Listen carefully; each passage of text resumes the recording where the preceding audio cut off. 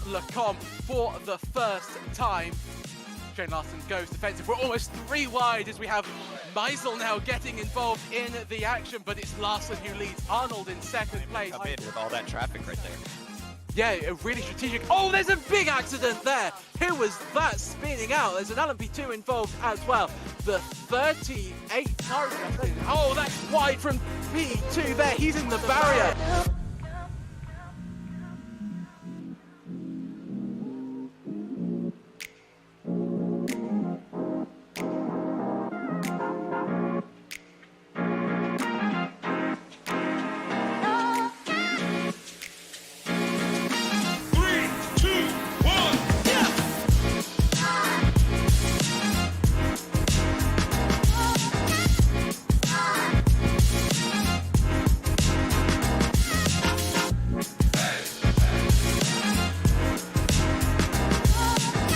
You're coming up on the field right now. This is our tightest battle on the track right now. In the 7th spot is Matthew Duder, right behind Agustin Castro and Justin Hall right ahead of him. So this is a battle for the 5th, 6th, and 7th spot. And it looks like Matthew Duder right there. Oh, we've got a car in the sideways in turn 3 again.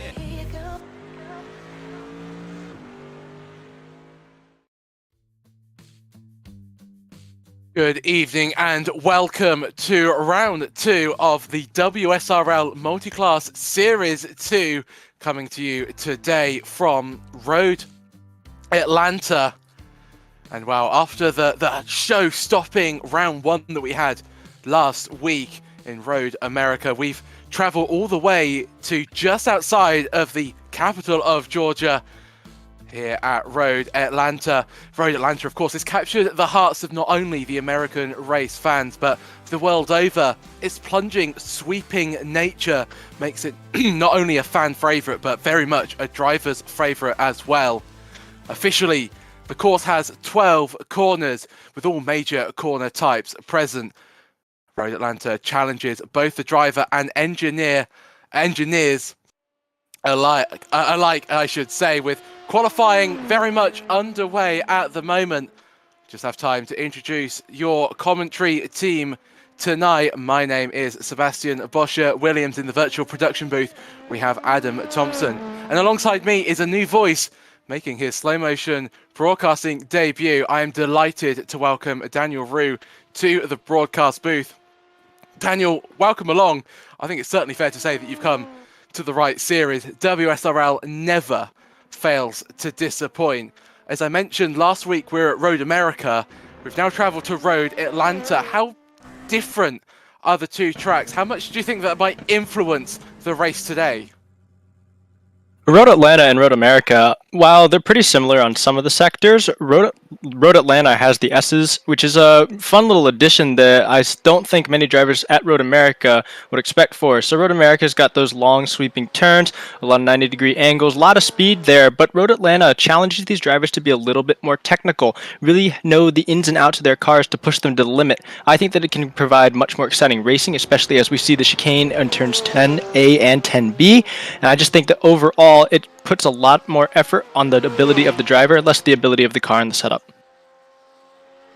I certainly would concur with that.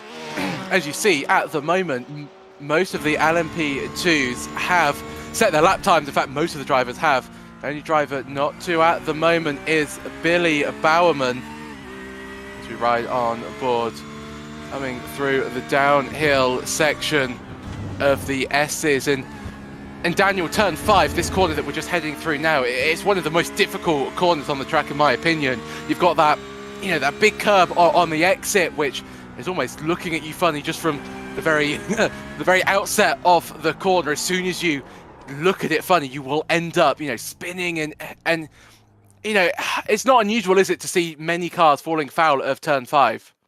Not unusual at all, especially that turn 5. It's so deceptive there. Feels like you can get up on the curbing. With some of the cars you can, some of the cars you just can't. They spin out the second you get those right side wheels a little bit too far there. So turn 5 is all about exit speed. So many drivers try to push really, really hard to get the best drive off possible down that long straightaway. And it's so easy to lose it there.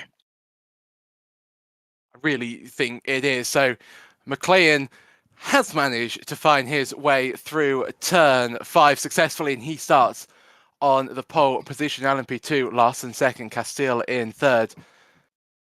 It's going to be such an interesting race today as we tick over into the race session. It's important to note that this is an hour race, so we've had our first 45-minute race of the season. Now we head very firmly into the first hour-long race, and Colin McLean will be your pole sitter. 1 minute 8.669. Shane Larson will start alongside him in second place, only 12 thousandths of a second off the pole time, with Wayne Castile in third, 600ths, I should say, off the pole time.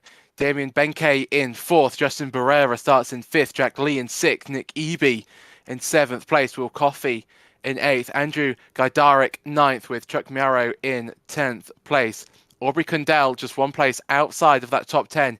He will start 11th, with Quackneath in 12th place. Then 13th is Jamie Southwell, and Eisenbraun starts 14th and last in the LMP2 field. And Eisenbraun not necessarily having the pace that we would have expected from him, and what we saw from one round ago. Actually, he's not last, is he? There's Joshua Benjamin there in 15th place. And then Brandon Johnson is on the pole place. Actually, no, he isn't. It's Justin Hall who starts on the pole. So it's Brandon Johnson. I'm having a little bit of an issue with our timing software. So it is, I just want to confirm, it is Justin Hall who starts on pole, with Diego Airy in second place, with Augustine Castro in third. In fourth place, the 209 car, is Braden Carroll.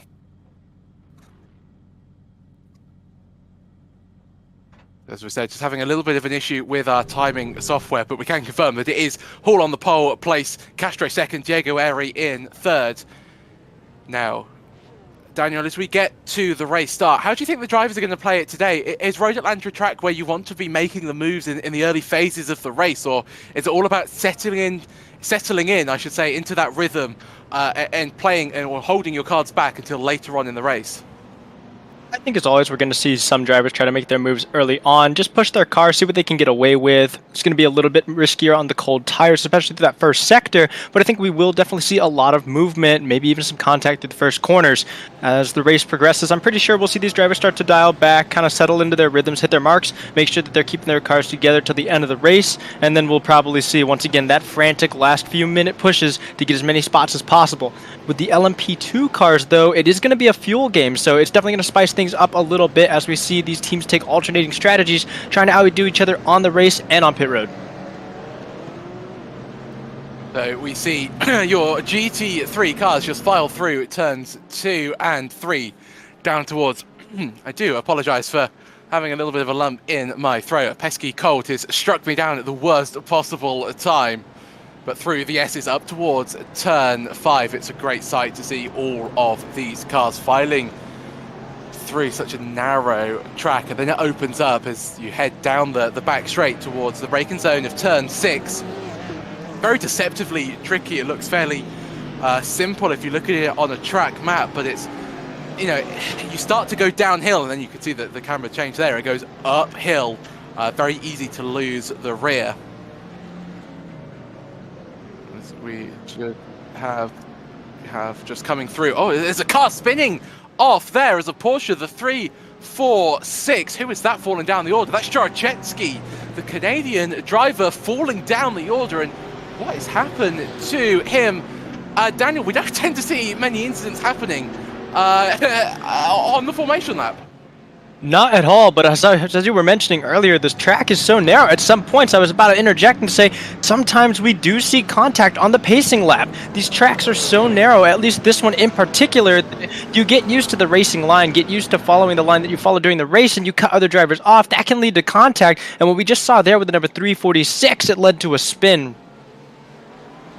Jarachetsky finds his place back on to the grid as the green flag gets ready to fly here at Road Atlanta, as we see Connor McLean heading through turn 1. He's already got the LMP2 racing underway. As you see, it's McLean, then Larson, then Castile. The top 3 very much unchanged. The GT3s, they're starting their race as well. Hall has had a good start. Castro in second, Braden Carroll in third. I think one of the drivers maybe losing places, Diego Airy. Diego Airy looks like he did not take the start. So the 277 BMW in the GT3 category having a disastrous start to the race. There you see Justin Hall, 15th place overall, but very much first in today's GT3 field. They all managed to survive turn 5 now. Down towards the braking zone of turn 6. There's an LMP2, I think it's Maro, just ahead of him. I think him and Wayne Castile, I think at some point have come together, or at least both of them are very far down the order. Larson finds his way past McLean as we look at Billy Bowerman, last week's AM winner, currently behind himself in second place, I do believe, overall. This is what happened to Wayne Castile and Daniel, another driver, or the first driver to fall foul of turn 5 today. Yep, turn 5 again, so dangerous when you're coming off that corner, just like we talked about in pre-race. It looks like it just got the better of him as he tried to make that exit stick. Fortunately, not a lot of damage to that LMP2 car, but definitely detrimental. Fortunately, these incidents happening towards the early stage of the race means that he's got the time to get back, but McClellan, he will have to make it work. Sorry to cut across you there, Daniel, our pole sitter McClellan. He was in second place as he started lap 2, but finds himself falling down the order as we see, he's taken too much curve on the apex of turn 2 and he's hit the wall for good measure. Very uncharacteristic mistake for the 92 driver there, Daniel, and he's got his work cut out now, hasn't he, to find his way up, even into the podium places. Yeah, definitely. That's honestly disastrous for him. This is not the start you want, especially from the pole position. You've done everything right in qualifying, made sure that you had the best setup possible for a race win, and now you're looking at not even getting a podium for it. This is definitely, it's crunch time for the 92 car. McClellan is going to have to get his way back up to the front, but he's going to have to do so in a measured way. Get that aggression back down. Take a deep breath, calm the nerves. Make sure you don't make another mistake, because definitely right now, he's got to be focused on getting up to the front. Something's happened between Jamie Southwell. I think Will Coffey might be involved in on that, as well as a few other cars. You see Justin Hall defending from Castro as we have a look. And this is the LMP2 incident. So a car's been tagged, and we see Will Coffey in avoidance there. It's 1, 2, I think 5 or 6 LMP2 cars very much caught up in that accident at the turn 10 chicane. Will Coffey gets back onto the racetrack. No damage sustained for him. Now we have a look. This is the 49 of Nick Eby. I can't quite catch this. The number 13 of Jamie Lee. And Jamie Lee's just understeered a little bit into the side. Two teammates collide. And Daniel, that's rule 1 of racing. Don't hit your teammate. That's exactly what we've seen unfold today. And we don't tend to see this in WSRL. It's normally, we have a fairly clean start, but quite a few dramas and incidents currently taking place on the circuit.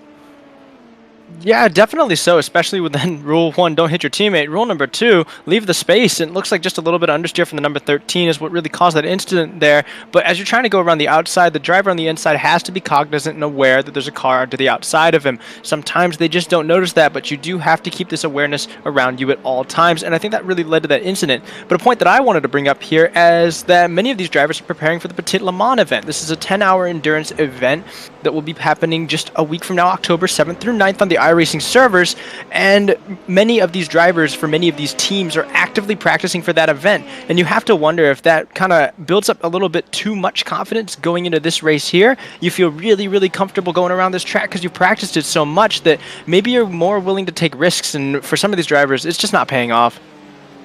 That's a really interesting point. Of course, so many drivers have already gotten in, I should say, so many laps of practice. I know certainly I've got a little bit sick of seeing the sight of Road Atlanta, at least from the cockpit. Justin Hall, I think, not suffering the same fate. He's got a lovely view of the circuit up ahead of him.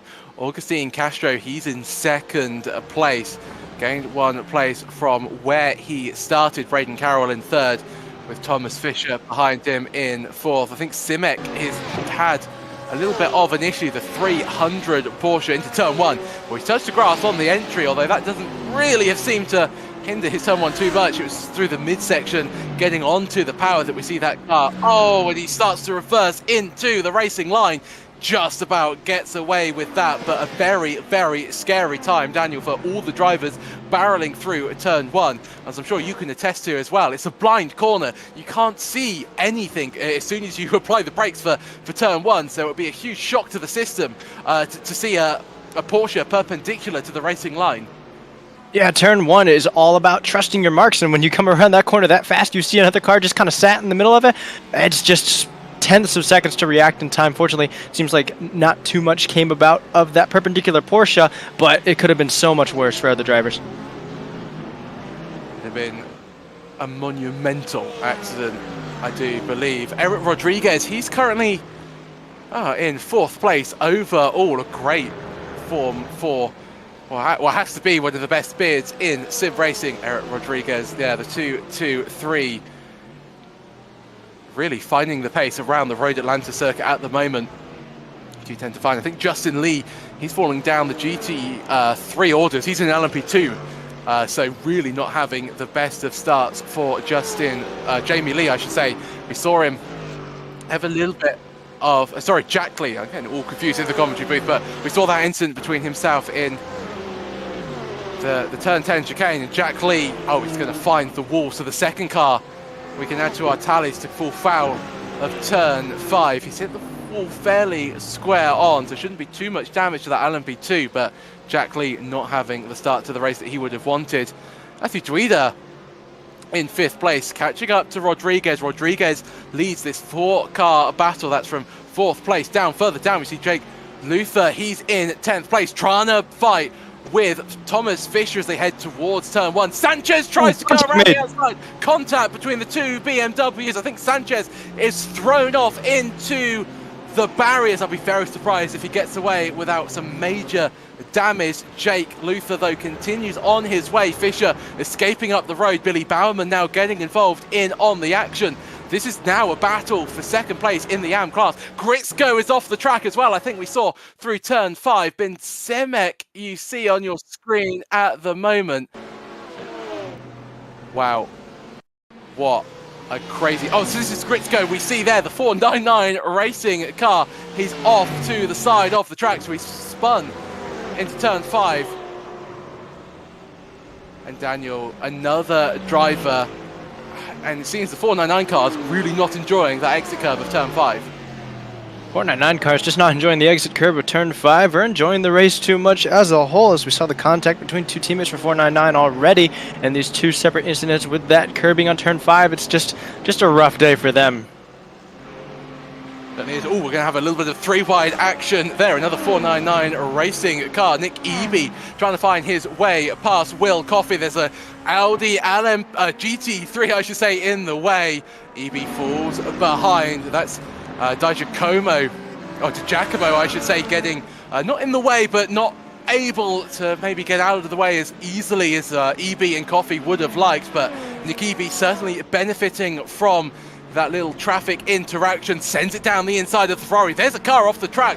That's one of the BMWs. That's Diego Eri, I do believe, falling down the order. So Diego Eri, after the technical gremlins that he had at the start, didn't take the official start of the race, but was out and lapping, but falls foul of turn 1. You see how much time, Daniel, they lose if they follow a GT3 through the S's section. Tell you what, talk us through what happened to Diego Eri. Diego Eri just went a little bit wide on that turn 1, just too much speed carried into the corner. You see him get those tires on the grass, and at that point, you're just really along for the ride there. Gets in pretty square to the barrier on the left-hand side, but still not really what you want, as one car off the road here, one of the Ferrari 48 GT3 cars, manages to keep it going forward. But when you get on that grass, it can be so dangerous and detrimental, especially when you're trying to put turn force into these cars. They're just not able to turn. The slicks won't be able to grip that grassy section, and then you're just into the barrier. We see Jamie Southwell navigating the traffic 3-wide onto the approach. Oh, there's a car off the track in the background there. I think that was Dominic Angelicchio just falling a little bit foul of the turn 10 chicane. I think everybody managed to just about make their way through. This is Chris Sanchez. So, is he the one that's gone right? I do get I do apologize. So you see just Sanchez just getting all a little bit wide of the mark through turn 10A. And Southwell, thankfully for him, was very much past the pair, but Sanchez's race. I can't believe, Daniel, that car is still going. Normally when you fall off the track at turn 1, the barriers come at you very, very quickly. But Sanchez doesn't look like he's got too much damage, very much in this race, and I think he might be an interesting driver just to watch throughout the race to see how far he can climb. Is Billy Bauman, our second place man in the GT3 AM category, goes for a little bit of a spin at turn 5. Once again, that turn 5 banking, that curbing of the exit, fortunately manages to keep the car off the wall, so no damage there. The only damage is going to be in his timings, as he's going to lose a lot of time there trying to get back on the racing surface. You want to do so in a safe way. Don't compromise the race of another driver and thus your own race as well.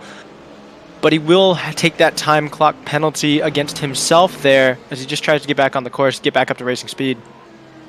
Look at this gaggle of cars. We have two battles very much underway, very multi-class-esque. The LMP2, they're just finding his way past. That was Nick Eby, Will Coffey in the background. Not managing to get through. The 233 car makes a big send to the inside. Oh, there's an LMP2 off the track as well. The 212, that's Welch falling down the order with Brian Long, I should say. I think Koshko as well has fallen off the track. As we see Welch, is he stuck in the barrier? Can you get that car moving? The 233 BMW, I think he's just waiting for everybody to come through as we have a look at the replay. This is Stephen Koshko heading into turn 3. Oh, so he's avoided or collected one of the cars, and a huge impact there. Who was that? Was that Davis? It might have been, but involved in that incident, we had Welch, Koshko, there's Bradley Alvis. So Alvis was the one who collected Koshko. A huge incident, and that was very much concertina effect there, Daniel, in full order, and huge consequences on this race. Huge implications for those two Porsche drivers. I mean, the race is going to be over for at least one, probably both of them, and that's just not the way that you want it to go. You get caught up trying to avoid someone else's incident, and at some point, all the drivers braking, one of them just misses it, and he's in the back of you, and you just have to pay the price for another driver's mistake, and that's just not where you want to be. These drivers super competitive. You know that none of them want to hang it up early, even if they're not exactly running in the top 5, top 3 order. They want to keep running. They want to keep pushing. These guys are here to compete, and having to unplug that controller, take that wheel off, and cool down earlier than you expected is just never a great feeling. I certainly concur with that one. In fact, one of the teams has almost endeavoured to try and solve the issue of drivers feeling a little bit demoralised when their race hasn't gone to plan and they've been involved in an incident. Prosciutto Punch Racing, they've put out a challenge that rewards the most gained positions in the race, and there's a cash prize up for grab, I do believe, after every race. You see the current metrics on your screen. Giacomo, he's up 14 places from his starting place. Devac is up 13, so many drivers on the move at this early phase of the race. As you see, Giacomo, the 3-1-2, one of the only Audi entries in today's proceedings. The other one, in fact, is Clover, who finds himself in 8th place, so a great drive from Clover in the Audi. That's the 276. They're 3 wide heading down into turn 12, the final corner. That's never really going to end too well. They all managed just about to find their way through turn 12 to start another racing lap. And Daniel, can you only believe we've only had 10 laps of GT3 action? It feels like a lot more. This race has certainly had a lot of intrigue, a lot of action so far, and we haven't even gotten to the pit stops yet. Yeah, this race has surely not disappointed with action. I just looked up at the top left just to see what the timings were at. Just surprised that we've only been through 14 minutes of action here. These drivers pushing so hard, so many incidents already, just unforced errors, and you just see it happening throughout this entire night. Drivers pushing for a lot of speed, getting themselves upset on that turn 5, just like we talked about, drivers getting into other drivers. And as we go through this multi-class racing, you've got LMP2 cars mixed in with these GT3s. Truly a beautiful sight to see. But these LMP2 cars, they've got more downforce, they have more power, they're running a lot faster than the GT3s. It's their job to find a safe way through the GT3 field, and sometimes you get blocked up by the GT3 cars. Sometimes there's contact with the GT3 cars, so it's definitely dangerous for both parties in this race. And as we've seen in the first 15 minutes of action, it's leading to major implications. Major implications as we can give you your first look at the different class designations in the GT3s. Of course, we're running a Pro-Am and Am category this season, and well, it's no surprise that Justin Hall is leading the Pro-Am standings. He is the leader overall, so it'd be very surprising if he wasn't leading the Pro-Am category, with Castro very close behind him in second place. I heard the unmistakable sound of carbon fiber crunching, and the only way that iRacing can, there is a car off the track. Is that Angelicio, I wonder, the 328 car? So he's fallen foul of turn 10. You see Dominic Angelicio. Oh no, so this is a different instance. He's fallen off the track. This is down through turn 4, down towards the S's section. So Angelicio, has he made a mistake on the entrance to turn 2? I wonder. Yes, he has. Oh, there's a car spinning off in front of him. Was that I think that was the 2-1-3 car, if I wasn't mistaken. Oh, and there's Brian Long almost making contact. Is he going to find the extremities of the racing track? No, just about manages to keep it out of the barrier. But once again, Daniel, I mean, it was almost a repeat of the incident that we saw a few laps ago. This is the car that I saw. It was Stephen Finch. Oh, that's contact with an LMP2. So Stephen Finch very much punted off the racing circuit. And who was that? That was the 68. So that's, this is the 68 LMP2. But going back to that turn 2 incident, it's exactly the same thing that we saw, Daniel, a few laps ago. Yeah, once again, similar turn 2 incident that we saw a few laps ago there. Unfortunately, I wasn't able to see it on my broadcast, but as I try to pick through, the memory bank in my head, it's just one of those times where you get a little bit upset, you go off the racetrack. Sounds like he managed to keep it out of the barrier. Good for him. But you have to be careful on the entrance to turn 1 at blind corner, and you can carry so much speed into it that if you kind of miss that turn 1 entry, it really screws with your turn 2 as well, because those two turns are so synced with each other. You really get to carry the momentum through well. When you hit it right, it feels so good. When you hit it wrong, well, normally you hit the barrier. I think I'm surprised that we haven't seen more drivers end up actually making contact with the walls. Everybody just about managing to survive, but as we see, 68. Ning, I do apologise for my pronunciations. This is not the best of days for me to be trying to pronounce names. As I said, not feeling particularly great today. Benke, though, in the pits, so the first driver to come into the first LMP2, I should say, to come into the pits. It's going to be, Daniel, either a 2-stop or a 3-stop strategy for the LMP2 today, and it seems that Damien very much deciding to go for that 3-stop is indicated by how early he's coming into the pit. Shane Larson lapping his way through the field, gets past the 30th place driver, that's Thomas Fisher. And Larson, I mean, what a race he's had. Everything's gone to plan. Nick Eby as well, so many drivers coming in to the pits, and I think, and if you'll agree with me, this looks like all of the drivers coming in are going for that 3-stop strategy. Yeah, definitely these guys looking like they're going to go for the 3-stop. If you're trying to go for the 2-stop now, it's quite early, definitely, to be thinking about making a 2-stop race here. So for these guys doing the 3-stop, they're going to sacrifice some time going in for a 3rd pit stop, but they're really hoping they can benefit in that with newer, fresher tires, turn faster laps throughout the race, keep those lap average times lower, and they can make up enough ground and enough time back through those faster laps that they won't be at the detriment of the 2-stop drivers. So we'll have to see how that one pans out. We won't really get to see the implications of that until later, but hopefully if the predictions are correct on these tire runs, this will pay off for them in the end. Can we just give a very quick shout out to Eric Leksky, who's got one of the best SDK profile pictures I think I've seen in quite some time. And Eric, if you are watching the broadcast, can you just say how you managed to get that photo? Because I'm very intrigued. I really really would love to hear as we see, oh, there's 2 cars off the track. That's Luther in the GT3 class. There's almost 3 cars involved. So they're just finding their way past. A flash of the lights, I think, and a little bit of frustration. Who was that in the LMP2? So the 57 manages to get by. Is it going to be the 78 then that's going to make contact? Oh yeah, just running into the back of them. A little bit of a disagreement heading in to turn 7. I'm a little bit flawed as we see Brandon Johnson heading towards the wall. I've lost count, Daniel, at how many cars that we've seen spin through turn 5, and Kenneth Michael, oh, he's just about going to keep it out of the wall on the exit of turn 7. But many drivers really struggling to keep the car on the circuit. And that's not really what I was expecting, Daniel. Not what I was expecting either. These guys, they're really, really good at what they do. I mean, that's why they're here racing in this league, racing in this event.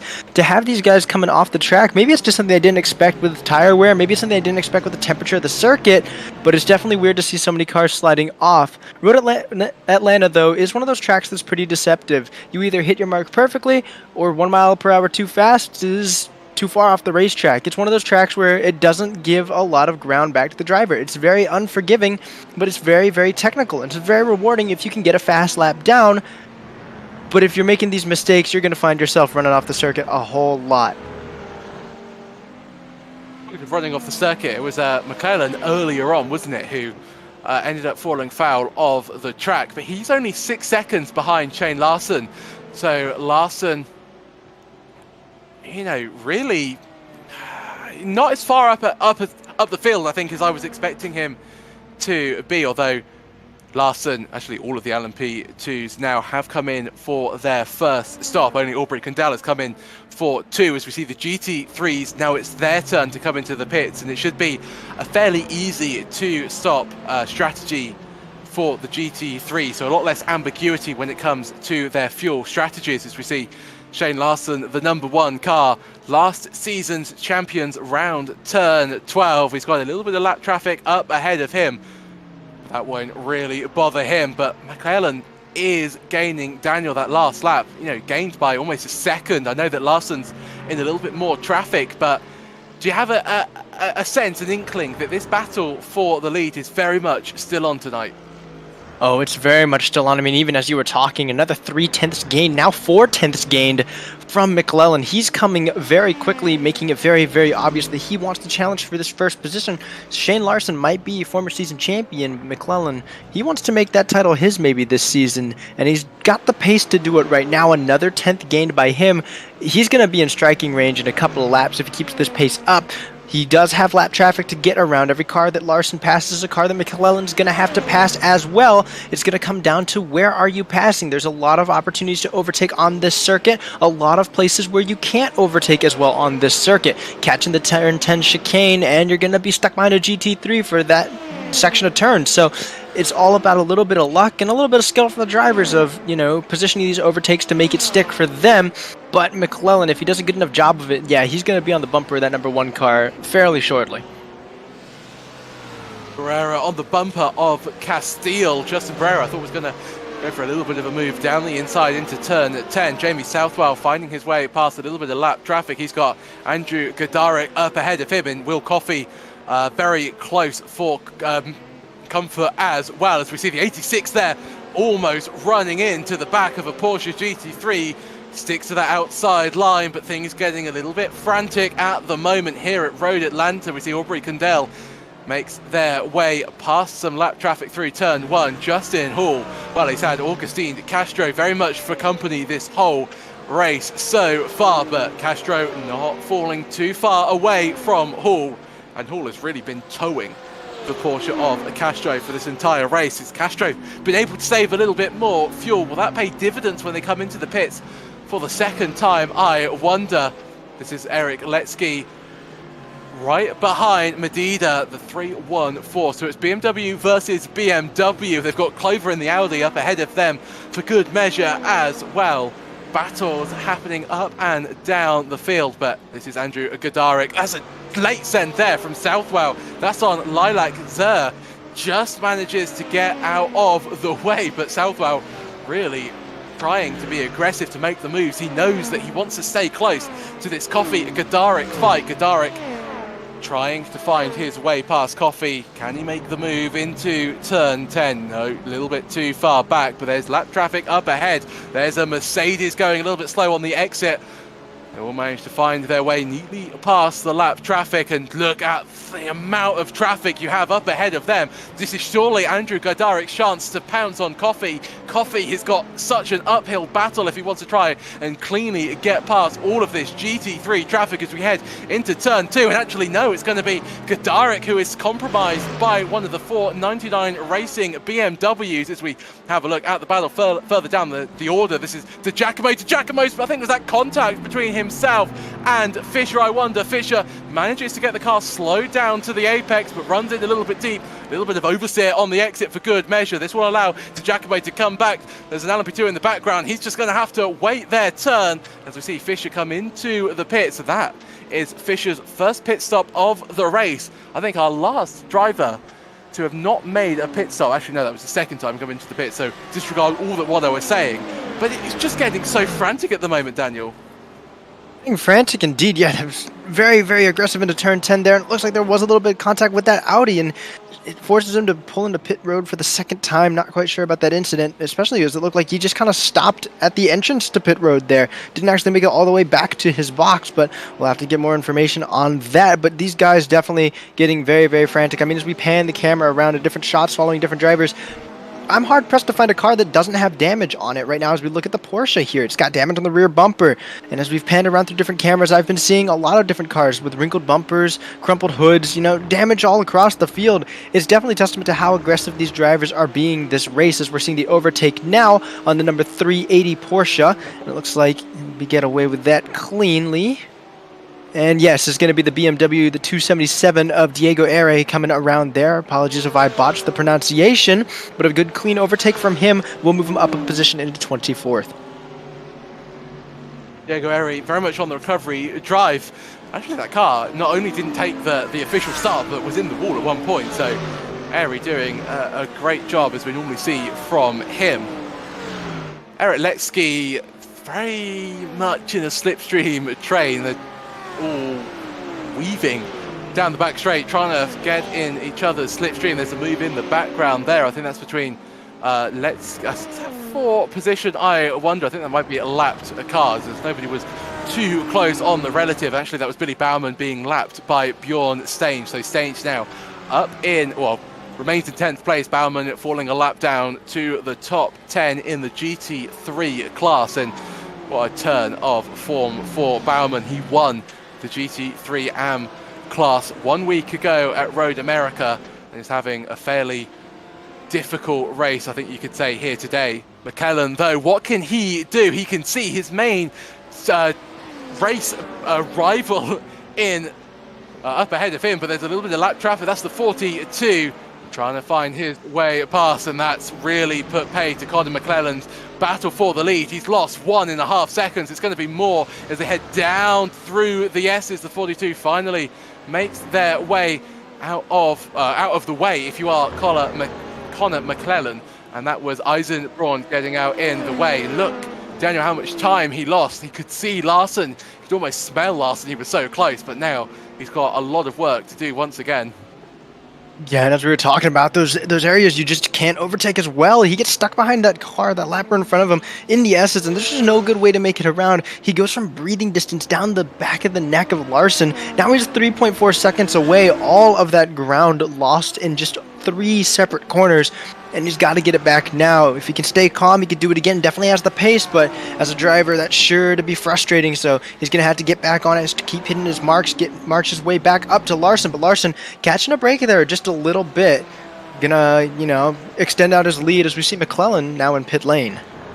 But McClelland going for a very early second stop. Does he think he can get to the end of the race? I wonder, or was that a little bit of damage? I'm not quite sure. So there you see his pit stop strategy. So McClelland came in very early, didn't he, for his first stop? You see on the graph there, he stopped on lap number 9. So it's very much in line with his pit stop schedule. So McClelland very much committed to that 3 stop. What can Shane Larson do? Can he go for the 2 stop? I wonder. Castile getting very, very close to Benke almost in the rear of the 499 racing driver. Castile stalking the rear of the number 5 LMP2 as they head round turn 6 and 7 onto the back straight, up through the kink of 8. It's not really a corner unless it's in the wet, which we might have to start to consider in iRacing very soon. Through turn 9 again, not really a corner, but now into the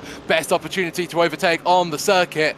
Turn 10, but Castile a little bit too far behind Benke, and he'll just have to wait his turn, as it were. Flash of the lights there from the 5, really wanting those GT3s to get out of the way. And that's they're battling as well. That's Divac and Zia, I think, for position. You see Letsky still in that battle. He's got Medida right up ahead of him. Stange falling off the back of this pack. So Letsky now really able to focus on getting past the driver ahead of him in Medida. We see Fuller trying to find his way past Robinson. Pro-Am versus Am. Fuller, though, can't find a way through turn 1. Robinson holds very firm around the outside line. And if you are Fuller, where else, Daniel, could you overtake on this circuit? Is it only into turn 10?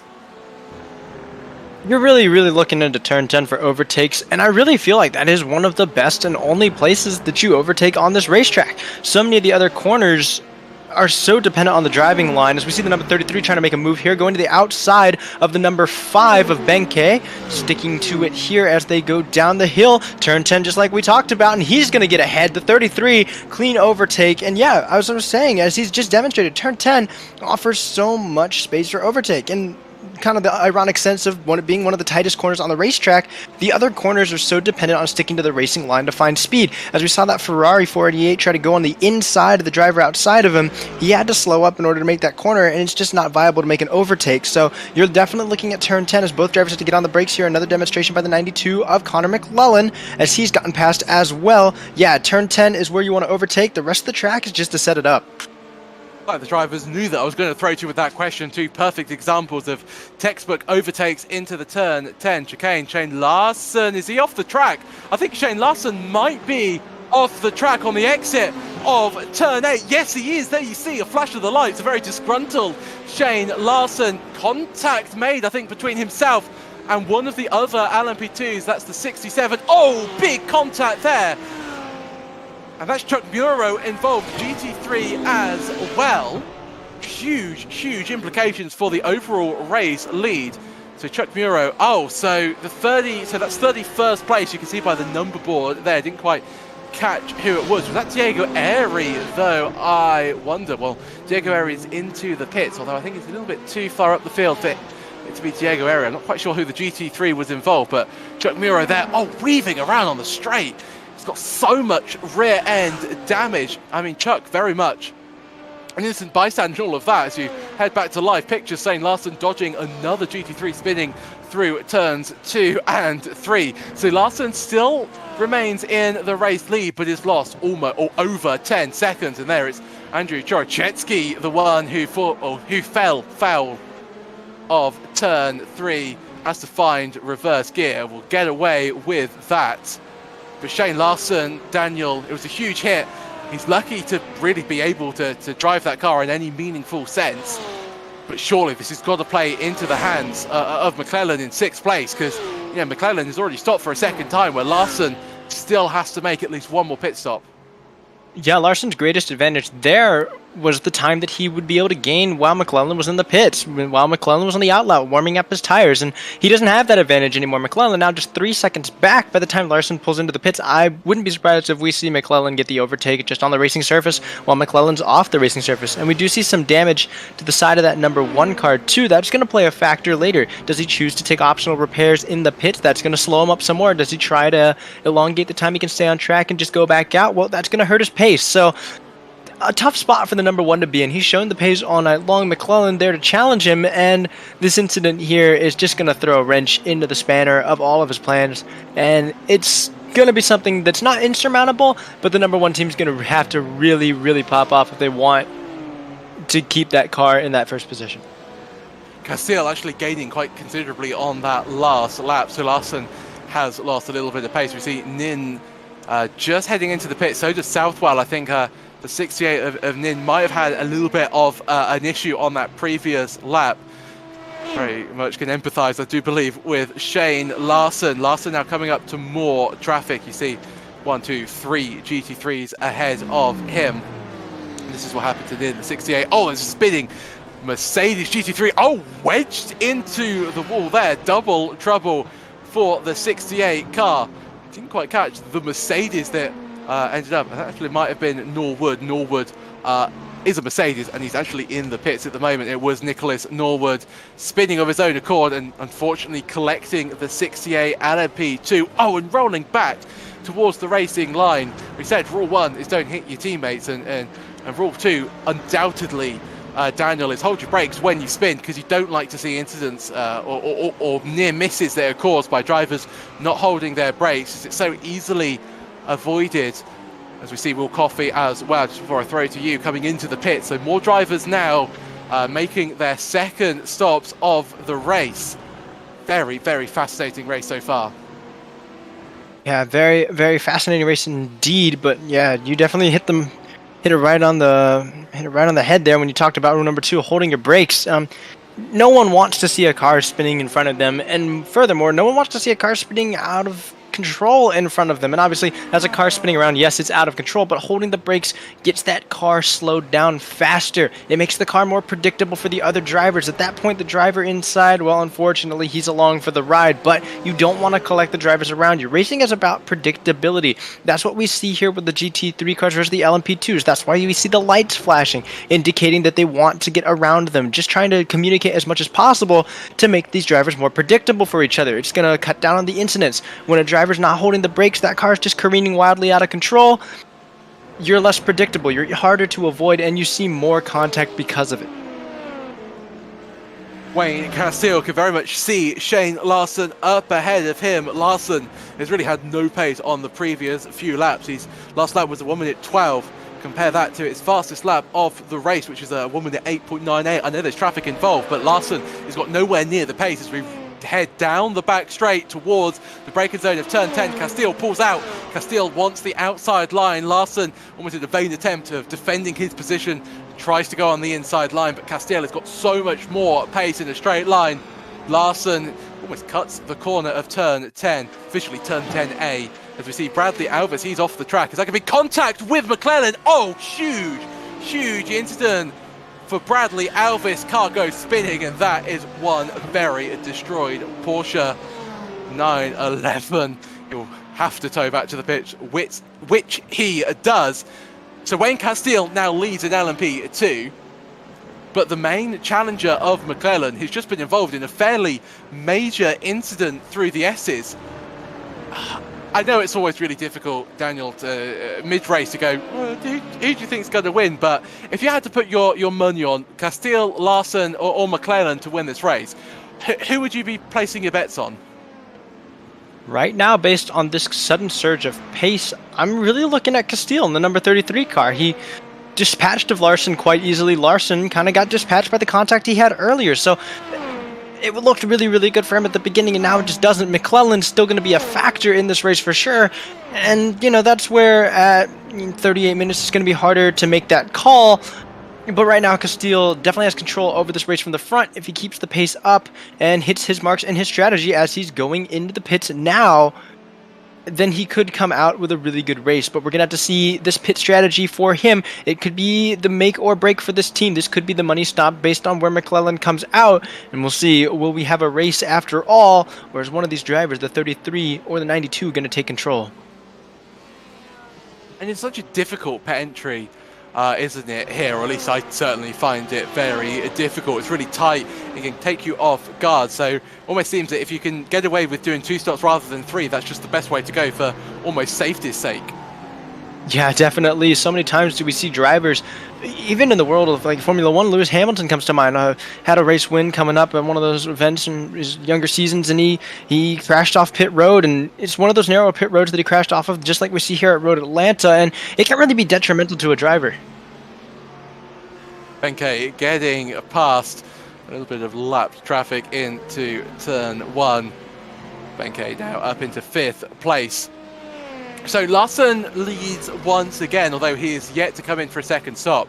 So in fact is Justin Barrera. He finds himself in 2nd place, but will have to come in at least one more time to take on board a little bit more fuel. As you see there, a little bit wide of the mark through turn 7.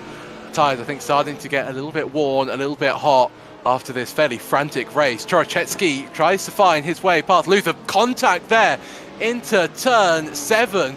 Will manage to keep it on the straight and narrow, but Lilac Zia getting involved as well, I do believe, in the background there. As you see, Ben Simek just holding his own. He's got Angelica right behind him, but that's a dive there from one of the LMP2s. That's going to send everybody in the GT3 class a little bit wide of the apex, and you see in the background Angelico trying to get past Simek, can't find a way through turn 1 as they head up towards turn 2. Does Angelico think about making the move down the inside? No, decides just to hold off for now. So it's Robinson 18th, Simek 19th, Angelico 20th place.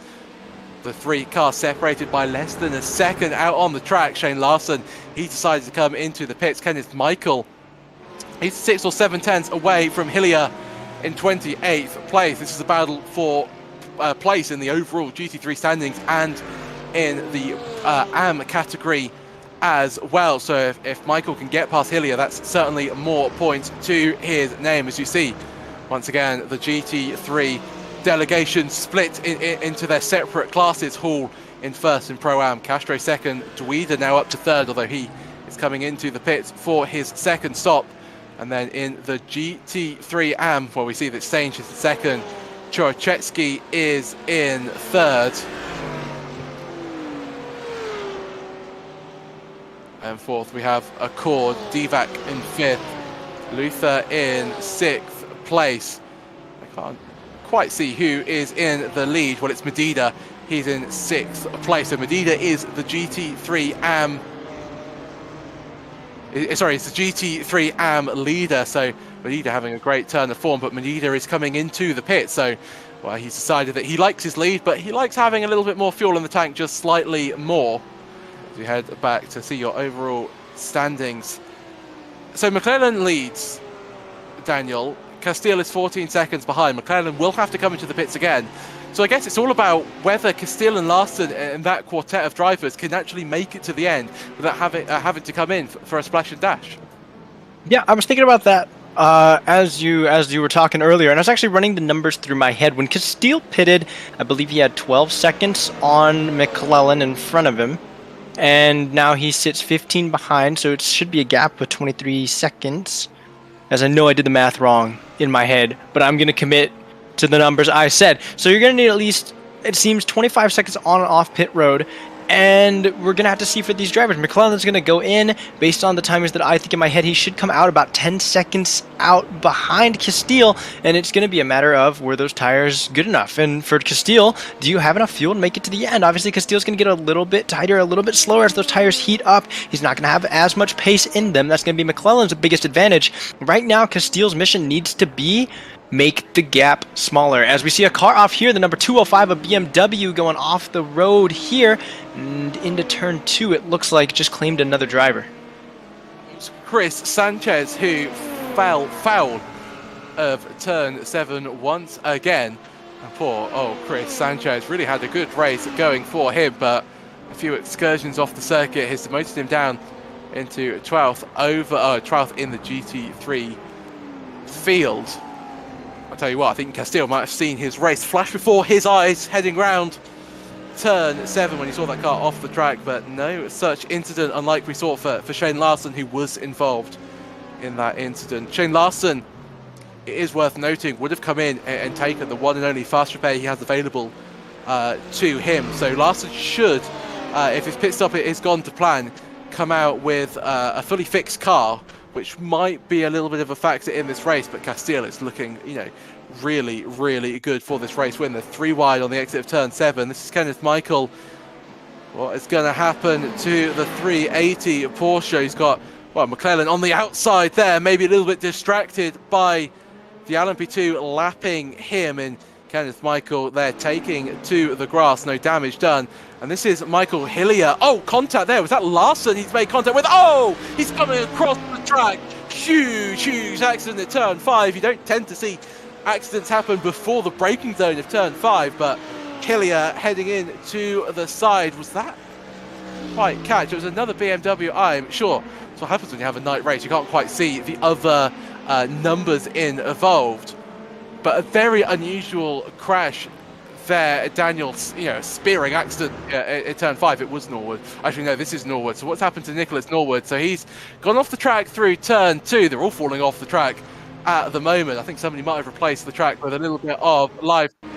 Oh, it was Kevin Medina, the one that was involved. It was a 3:14. So the driver who was leading the the AM category earlier on, I should say, now finds himself in the barriers, in the gravel. And that's a huge incident there. And Medina, another driver, Daniel, that had a race that was looking oh so good for him. Larson comes to mind, that has a little bit of contact and their race just falls away from them.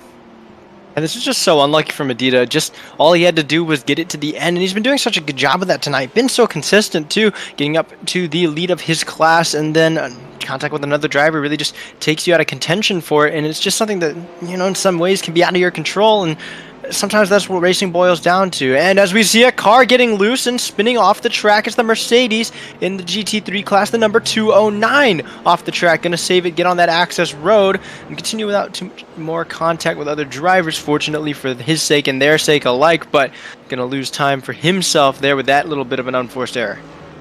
Braden Carroll was the driver to fall foul of turn 2. I thought turn 5 was going to be where we saw our fair share of incidents.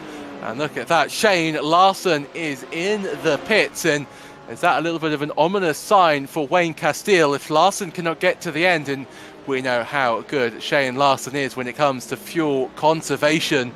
If he can't get into the pits, or has he fallen a little bit foul off the track? Oh, that's contact for Shane Larson. And another driver who got onto the grass on the exit of turn 2 hits the wall, and fairly heavily if he's felt the need to immediately come back into the pits. Colin McClellan is also coming into the pits. So McClellan taking his final stop.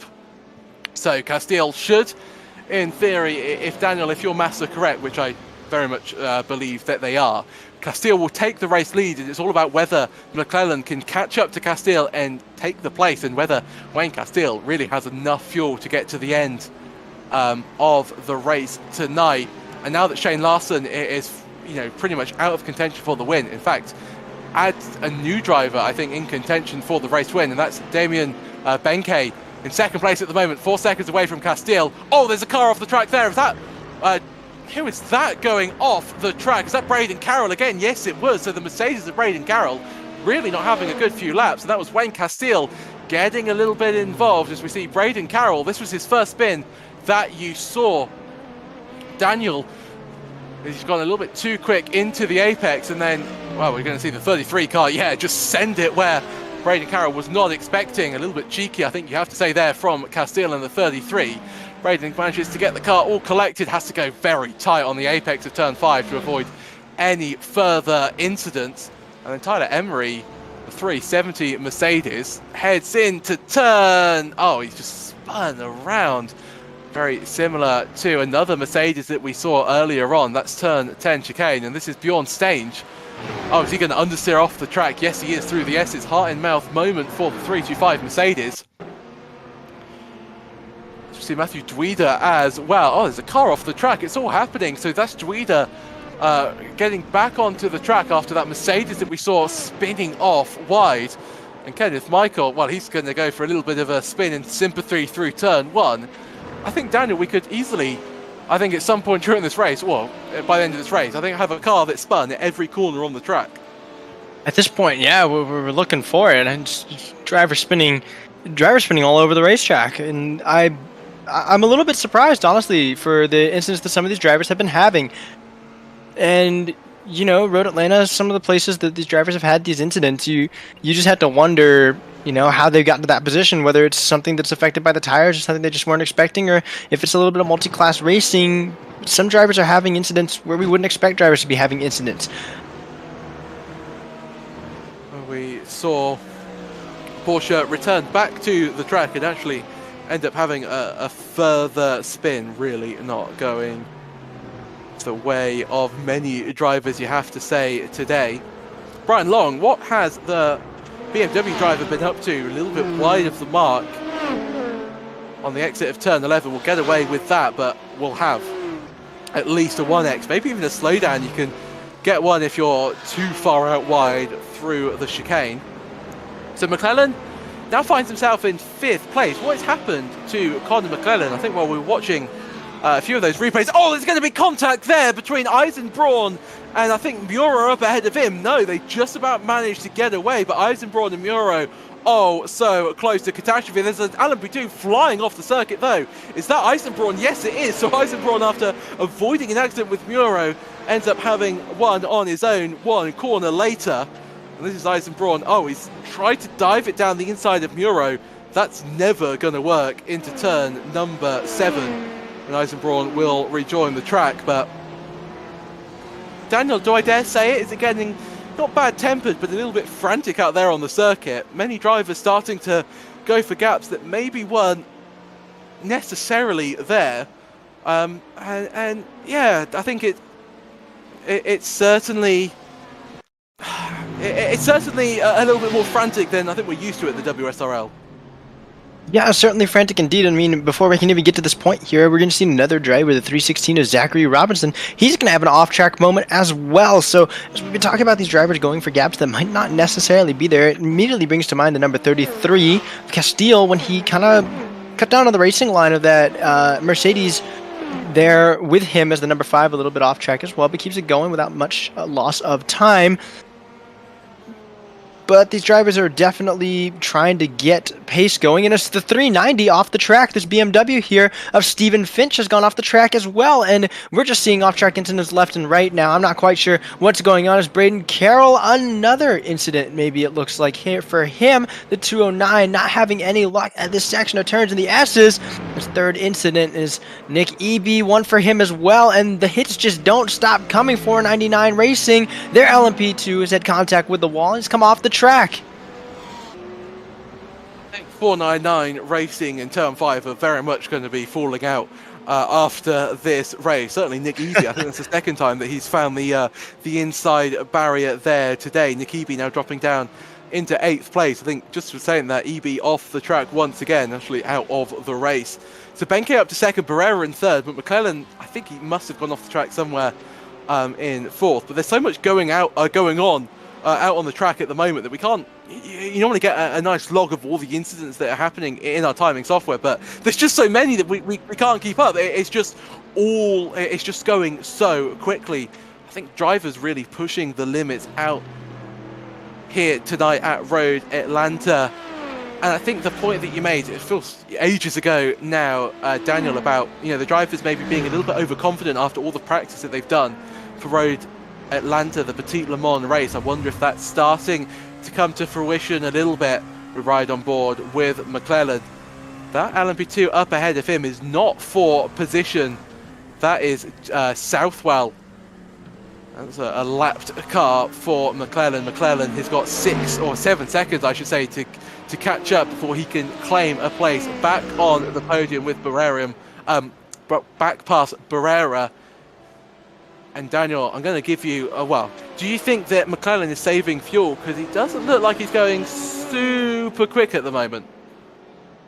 He might be, which, is a question for the other drivers, but with about 6 minutes left in the race, maybe he is saving for fuel a little bit. But the last time he pit was lap 39.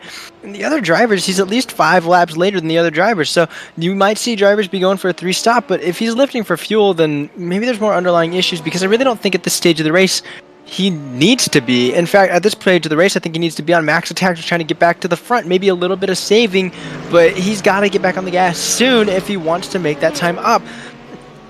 trigonometry would suggest that my math and my numbers might not be the greatest, as he has come out a little bit further back than I initially had expected him to. But it was quite a ways back as he came back out in 5th, and Castile has got about 30 seconds, 34 seconds on him right now, according to the timing. So he's got a lot of ground to make up. As oh my goodness, we see an incident there. 3 cars bunched up, LMP2 scattering to try to get away. Oh, that's Castile getting involved. He tries to duck left and right to try and get past 5th place. And we see Damien Benkei is coming into the pit, so Benkei cannot make it on 2 stops. Has to come in for the splash and dash to make sure he can get to the end of the race. And will we see the same from Wayne Castile? Will he have to come down pit road to get a little bit more fuel just to make sure he can get to the end of today's race? Well, the first 55 minutes weren't exciting enough. I think the next 5 will be equally, if not a little bit more exciting. Larson finds himself up into 4th place. So Larson, after having to make an extra pit stop for damage, might just get a few, a nice haul of points, I should say, out of this race. You see Dre Divac, the 14th place with 301. As we see Will Coffey, he's also coming in to the pits. So can Castile go to the end? Well, he's got a 30-second gap to Castile. Castile's got a 30-second gap over Barrera. So surely, Daniel, if you are Castile, you just need to come into the pits, bite the bullet, and you still might just about end up in the race win, in the race lead. Maybe he can do that, but at the same time, I'm not sure he can. I'm not sure that he's going to want to do that. Barrera can stay out for longer than Castile can. So Barrera had to stop, as you can see there on the graph, 2 laps later. Or as you see on the time, but it definitely was a later stop on the racing. But the time for the lap, as I fumble all my words here, 44.5 seconds average stop time for them. So it's going to be at least 45 seconds, as McClellan had a 50-second stop. If you pit now, Castile pits now, Barrera and McClellan don't pit. He's coming out in 3rd, and he's staying in 3rd unless he can make that timing back up. He needs to just stick it out. He needs to see if he can save to the end. He needs to hope that he's got enough left in the tank. But out of the 3 drivers in front, he does go to the pits. Oh, and this could potentially have been disastrous for the 33 team. This could be their race as he's watching these cars come past him as he comes down pit road. This could be over for the 33. They've done so well, but they've messed it up on strategy, and that's the worst way to lose a race. It's out of your control as the driver, and he's just got to sit helplessly in the pits watching the other drivers come by. Barrera is going to be the benefactor of this one, and as Barrera looks to take the lead... Castile's already on the pit exit. Coming out. Castile's coming out. Has he managed to do it? Has he managed to take the splash and dash without losing the race lead? I mean, Castile will have to be stationary for a lot less time. He doesn't have to take that much fuel to get to the end, but Castile played a little bit fast and loose with how much fuel he's putting into the car. Does he have enough to get to the end? So Barrera finds himself 8 seconds behind Castile. McClellan, though, getting involved to the EB there in the LMP2 in the 499 racing entry, getting out of the way. McClellan tries to find a way past Barrera. They're going to be 3 wide, almost 4 wide on the back straight, heading down towards turn 6. McClellan pulls, has a look down the inside of Barrera, can't find a way through. McClellan gets a little bit of oversteer as we see the GT3 now trying to make their way past. Oh, contact! McClellan tags. That's the 21st place driver. That's Eric Lexky, I do believe. McClellan finds his way, or finds himself facing backwards, and finds himself falling very far down the order. McClellan still in 3rd. Shane Larson, though, is starting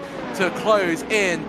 Colin McClellan, as we see, was it Diego Airy involved? It was Kevin Medida, I think, was the one involved. It was Diego Airy, it was involved. So it's Diego Airy, the one who ended up making the contact. It was not Eric Letsky. Oh, a little bit of net code there, I do believe, Daniel. But what heartbreak for McClellan. McClellan almost miraculously only lost 1 place from all of that. Yeah, it's a good break for him to only lose 1, but so unlucky for him to, be falling down the standings. Castile taking that pit stop as he was already looking for the overtake on the 86 of Barrera. Looked like he could at least get 2nd, even if he really pushed hard, challenge for 1st, but now that's all gone out the window. And, unfortunately, as we look at the BMW who hit him, I think it was Ere who hit him, you know, McClellan had already gotten loose. You could see that back end of the LMP2 sliding out, and at that point, it looks like it was kind of just the two cars met, and there was a little bit of netcode to assist in that. But as we see another car sliding off the number 346 Porsche, can he keep it off the racing surface? He can, but that's going to be a tough break for him, losing time. Back to McClellan. He was loose coming into those corners going down the back stretch, and when the car snapped back around, there was a BMW bumper just waiting for him to meet him there, and it just sent that LMP2 around. It's going to be the end of a night for him. Strategy trying to come into play as he's looking around the GT3 Ferrari here. We'll get around. Sorry to cut across you there, Daniel. I think something's happened to Augustine Castro. He was very much running in second place for most of this race. He's back into the pit, so has Augustine Castro had some form of issue? Because he's very much not in this race. Tweeder now finds himself in second place. Again, I do apologise for cutting you off there. See Will Coffey going a little bit wide. So Tweeder now in second place. He's gained 7 spots from the start of this race. Brian Long trying to find his way past Dre Divac. White flag flies, 1 lap to go here today in Road Atlanta.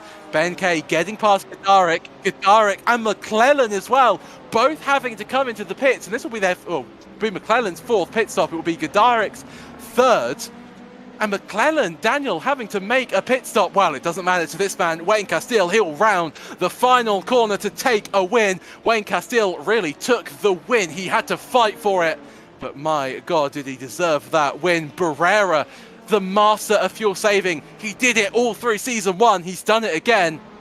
The only driver, I think, to make this strategy of a 2-stop work, other than, in fact, Shane Larson. Justin Hall, though, he has led from start to finish in the GT3 field. It's been a class of his own. He did have a lot of pressure from Augustine Castro, but Castro, for whatever reason, did not finish this race, and it's just a matter of time before Hall will cross the line. We see Long having a dive down the inside of Divac into the final chicane. Dre just has to back out. Can he get the run out of the chicane, I wonder, but I don't think that's going to be the case. And I think Long has made the move on the final lap, final corner, in fact, of the race, and it'll be Long who takes 10th. And Justin Hall did end up winning, with Tweeder, in fact, so far behind that he's only now crossed the line. But welcome to Slow Motion Broadcasting, Daniel. That was a good race, wasn't it? That was incredible. I mean, the first 5 minutes, the last 5 minutes, so packed with action. The middle was incredible as well. Just the sheer talent of these drivers, the action that these drivers are producing. It's incredible to watch as Justin Hall celebrating here with some donuts in the gravel, and he has really earned that celebration. Took control of the race since the beginning, never really relinquished it. And it was definitely a stable time for that BMW driver. Not to say the same about the LMP2 guys. So many potential winners, either upset by contact, upset by strategy. Wayne Castile had to fight for that win with a last-second call on pit road for a splash and dash. Made it work for himself. Justin Barrera only got within 7 seconds of that number 33 machine. Castile really earned the victory. What an incredible night. What incredible driving. This has been a pleasure. Excuse me, it certainly has. Well, here are your LMP2 race results. And, well, Wayne Castile, as you were talking about, Daniel, takes the overall race win. Justin Barrera in second place, with Shane Larson really not having a good opening few races of the WSRL Season 2 Championship, but recovers to finish in third, with Damien Benkei in fourth place. Will Coffey will finish fifth, with Southwell in sixth. Andrew Gadarik in seventh place, with Connor McClellan in eighth place. Nick Eby is the first driver to finish off the lead lap, and in fact, just goes to show how crazy the race was. We had no drivers finishing 1 lap down.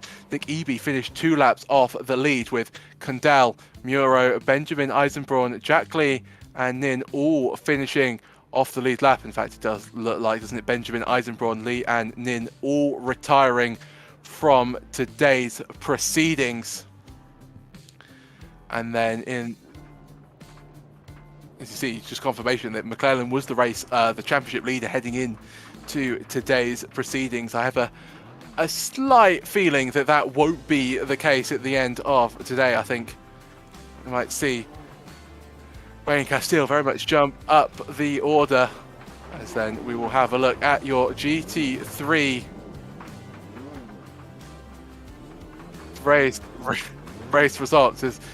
At least we get to have a look, Daniel, at some great donuts there by Justin Hall. He's really mastered the dirt and gravel donuts, and he hasn't even hit the wall yet. That's a very impressive feat there by Hall. It's almost like he's done this before.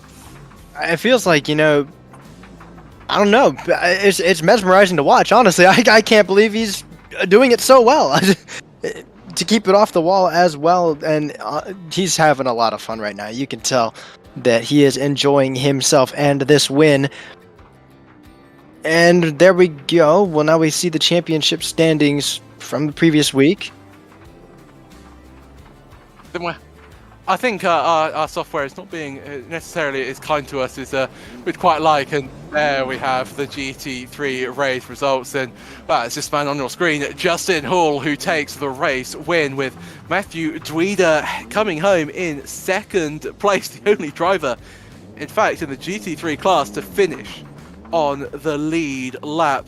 Beyond Stage will be third overall, but will be first in the AM class, with Leon Clover fourth, Eric Rodriguez in fifth, Brett Accord sixth, Lilac Zier seventh, Jade Fuller in eighth, Brian Hoffman ninth, Brian Long in 10th, Andrea Divac 11th, Jake Luther 12th, Kevin Medina in 13th place, Chris Sanchez in 14th, Joe Rutledge in 15th, Augustine Castro will finish in 16th place, Braden Carroll 17th, Eric Letsky in 18th, Angelico, I should say, 19th place, with Billy Bauman rounding out your top 20. Bin Simek 21st, Diego Airy 22nd, Andrew Chorochetsky 23rd, Zachary Robinson 24th, Brett DiGiacomo 25th, Stephen Finch 26th, Tyler Emery 27th, Nicholas Norwood in 28th, Kenneth Michael in 29th place, and then the rest of the drivers, unfortunately, very much retired from today's race. Justin Hall still at the donuts. Do we have to go and drag him out from the cockpit to say you got to stop at some point? You've got to give the car back. I mean, he's got to be racing in about a week's time. He might not even get off the track by that point. I'm quite amazed that car has still got enough fuel in on board. I tell you what, though, let's have a chat to one of our race winners today. We might just about be able to have a chat to Wayne Castile. Welcome, Wayne, to the commentary booth. First of all, congratulations on your race victory. Were you expecting that, or did it all sort of just fall into line at the right point for you? I wasn't expecting to do that well. I have a curse on me that apparently no matter what series I'm in, I always have to spin lap 1. So I made it a mission that I know it's going to happen, so let's just try to push as hard as I can and let's see where I end up. And somehow I was able to run back through the whole field and somehow get P1. I have no idea how, because normally Shane is an absolute animal. I don't know if he had damage, because I did catch him, halfway through the race or 3/4 of the way through the race, and pretty quickly, I was wondering what was going on, but we have a lot of fast guys here at the front of the LMP2 class, and I'm shocked that I was able to pull out the victory tonight.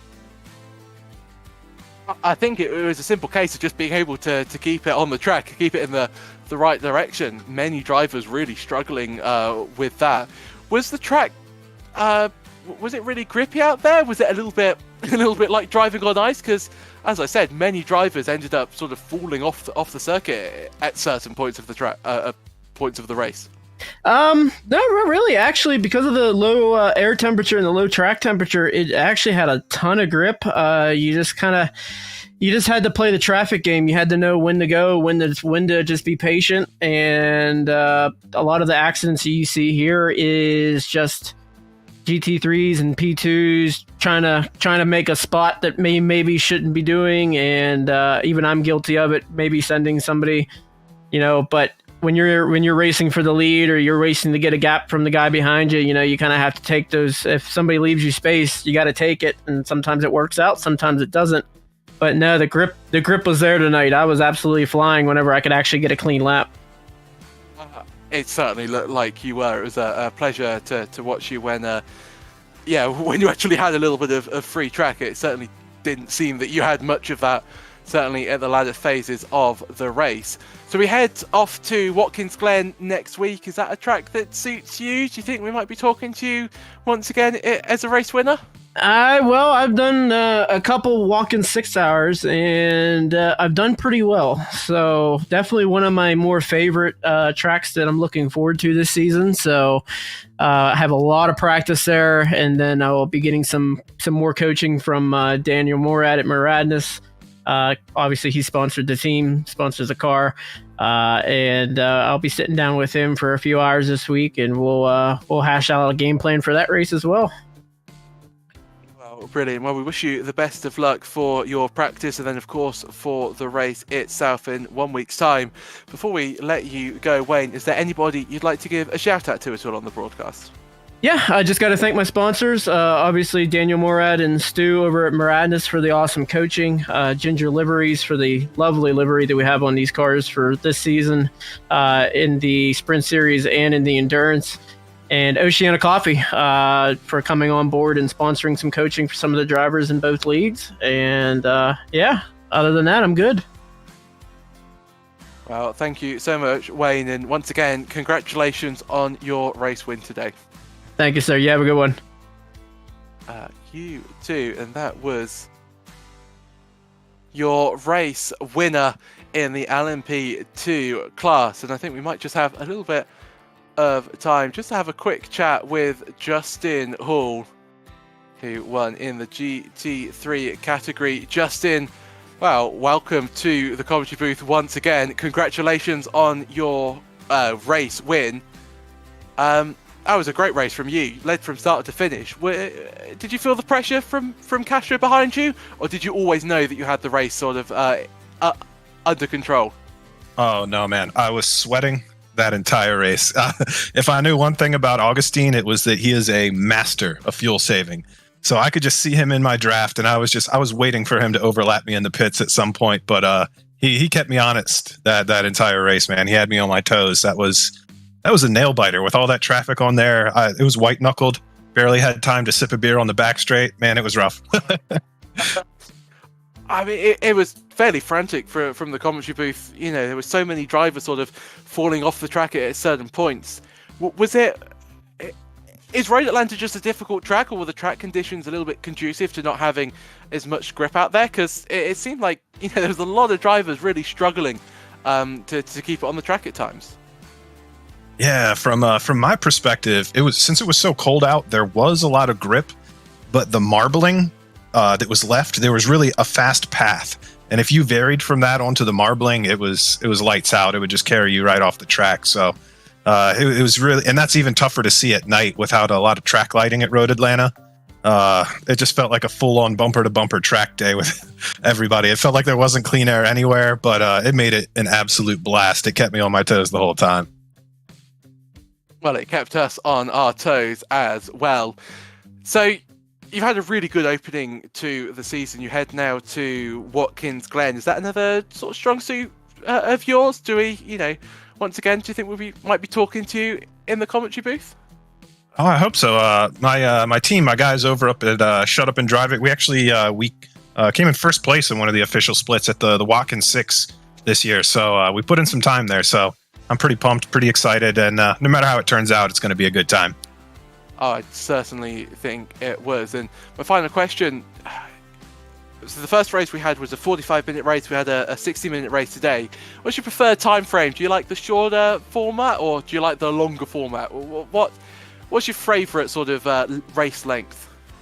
For me, 100% the 60-minute, because it works out perfectly that you can just grab those 2 pit stops, pedal to the metal, keep it to the floor the whole time. I'm kind of I call myself the GT3 Ricky Bobby. I don't know strategy. I don't know how to do any real math, but I just want to go fast. And that's what these 60 minutes let me do. The 45s, I really get worked by these guys who are good at strategy, good at fuel saving. It's something that I've never really practiced before. So on that end, I'm kind of excited to learn that for this season and improve my racecraft in that regard. But I do like these 60 minutes where I can just go pedal to the metal and not even worry about fuel. I like that. I might start calling you the GT3 Ricky Bobby. So I'm all for it. I apologise in advance. Well, thank you so much for coming to have a chat with us in the commentary booth. Is there anybody you'd like to give a shout out to at all on the broadcast? Yeah, as always, my guys over at Shut Up and Drive It. You can catch us at youtube.com/shutupanddriveit. You, Sebastian, you put on a great commentary every time. Adam producing it. You guys put on a great broadcast. WSRL as a whole, super pumped for this season. Super pumped for the endurance. Lots of great racing to come, and looking forward to it. Brilliant. Well, thank you very much. And once again, Justin, congratulations. Oh, very quickly. Very good donuts at the end there. We all enjoyed that. Always. And I'm getting a shout from the other room. Apparently, I also have to say thanks to my girlfriend for supporting me. So shout out to her. Thank you very much, Justin, and once again, congratulations on your class win. Yeah, thank you guys too. That was Justin Hall, who I think might have just avoided being in trouble with his other half, but maybe not. Daniel, what a great first race. What a great introduction to the WSRL Championship. How do you summarize that race? Chaos. From start to finish, these drivers pushing aggressive, going fast, every single one of them, you can see it in the way that they drive. They all believe that they can be the winners of this event, and they're making sure that they make that fact known on the track. It's so exciting to watch drivers like that because it leads to some really, really great racing. For the fans, it leads to moments like the moments we saw today, keeps things entertaining. And for the drivers, it's always just a fun heads-up race for them too. So I feel like there was a little bit of everything in this race for everyone. There was some really great strategy game, a lot of chaos, a lot of good hard racing. We saw a lot of clean racing tonight too. Not so many, malicious incidents. They're just racing incidents that happened, a couple times some net code or maybe just personal unforced errors, but it really showed the talent and the tenacity of these drivers. And I just think that there were a lot of great storylines, especially with the leader of the number one car in that LMP2 class obtaining some damage during the race. It definitely led to a lot of different shakeups in that class, and it was definitely just a fun race to spectate the entire time. Oh, it certainly was. And tell you what, if you want some more racing to get involved with, then upcoming we have some fairly great races for you. Thursday, September 29th at 9:15 p.m. Eastern Time, the Mazda MX-5, the Spec 5 series returns, and they're going to be at Watkins Glen. And then on Sunday, the XSLR, the Cross Series Racing League, we have the 2008 Silverado Chevrolets in their final outing, and that'll be at Legacy Charlotte. I'll be in the commentary booth once again, and well, if you caught the race at USA International Speedway, you will not want to miss the final oval race. Then if you really want some WSRL action, then we'll be back on Tuesday for the Watkins Glen race, the same starting time, 8:50 p.m. EST. And of course, we also have another broadcast going on, the AMS Mustang series. They'll be at Nürburgring combined. So if you can, invest in two monitors so you can watch both WSRL and the AMS series, because they are both superb racing series.